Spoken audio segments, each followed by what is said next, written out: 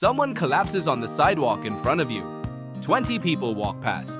Nobody stops. You've probably seen a video like this online. You've probably judged the people in it. But here's the strange part. If you were there, there's a good chance you'd walk past too. Not because you're cruel, not because you don't care. Something else is happening in your brain, and it has almost nothing to do with your character. Picture yourself alone on an empty street at night. You hear a cry for help. Most people move toward that sound. Now picture the same cry, but you're one of 30 people on a crowded platform. Same danger, same cry. And yet, something in you hesitates, waits, glances sideways to see what everyone else is doing first. In 1964, a woman named Kitty Genovese was murdered outside her apartment in New York City. The story that spread claimed dozens of neighbors heard her screams and did nothing.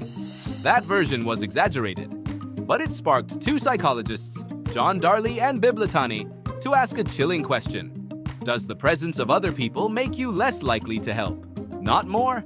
They brought people into a lab, one at a time, talking to other participants through an intercom. The other voices were recordings. During the conversation, one voice began to choke and call for help. When each person believed they were the only one who could hear this, 90% rushed to help within a minute. But when people believed 4 other bystanders were also listening, fewer than a third helped at all. Nothing about the emergency had changed, only the number of people who might also be responsible for solving it. This wasn't a fluke. Darley and Latane ran the study again and again, changing the setup, changing the emergency, changing how many bystanders people believed were listening. The pattern held every time. Add one more imagined witness to the mix, and the odds of any single person acting dropped.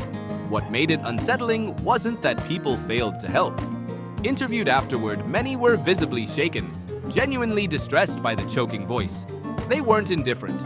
Their bodies showed real concern. Their legs still hadn't moved. Darley and Latani called this the bystander effect, and they found 2 forces driving it. The first is diffusion of responsibility. Alone, the weight of the moment lands entirely on you. Add other people, and that weight quietly splits. Surely someone else will act. The responsibility doesn't disappear. It just gets divided into pieces small enough to ignore. The second is pluralistic ignorance. In a crowd, everyone scans everyone else's face for a signal. Is this actually serious? Because nobody wants to overreact, the whole crowd ends up performing calmness for each other. Nobody wants to be the one who panics over nothing, so the group collectively decides, through silence, that nothing is wrong, even when something is very wrong. Some researchers argue this is ancient wiring. For most of human history, you lived in small bands, 50 or 100 people, where everyone knew everyone. If you watched a neighbor struggle and did nothing, everyone would know by nightfall. Helping wasn't just kindness, it was an investment in your own reputation and survival. Cities broke that system. You can now stand shoulder to shoulder with strangers you'll never see again, whose names you don't know and who don't know yours. The ancient incentive to act has nothing left to grip onto.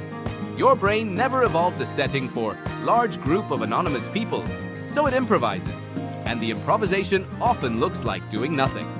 Later research pushed the question further.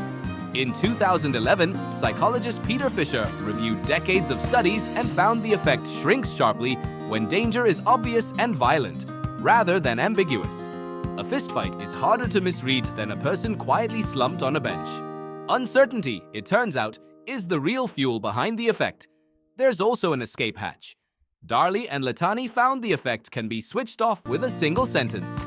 If someone points at one specific person and says, "You, call 911, diffusion breaks instantly. Responsibility, once assigned to a name, stops being divisible. The bystander effect isn't really about crowds refusing to care, it's about crowds refusing to be assigned. You felt a smaller version of this yourself. A group email asks for a volunteer, and everyone assumes someone else will reply first. A group chat asks who's picking up the tab, and there's a long telling silence. A coworker seems overwhelmed, and you assume someone closer will check in. None of this is a medical emergency, but the underlying software is identical. Shared responsibility quietly becomes nobody's responsibility. The internet may be the largest bystander experiment ever run, and nobody designed it on purpose. A video of someone in distress lands in a group chat with 15 people, and everyone assumes someone else is already handling it, already reporting it, already reaching out. So what do you do with this? Now that you know it isn't really about who you are as a person, name it out loud. If you notice something is wrong in a crowd, say what you see instead of assuming someone else already has. That single sentence breaks pluralistic ignorance for everyone near you. And if you ever need help yourself, don't shout into a crowd and hope. Point. Choose one face. Diffusion of responsibility cannot survive being handed a name. Because the next person standing frozen in a crowd, waiting for permission to care, might be counting on you to give it to them first.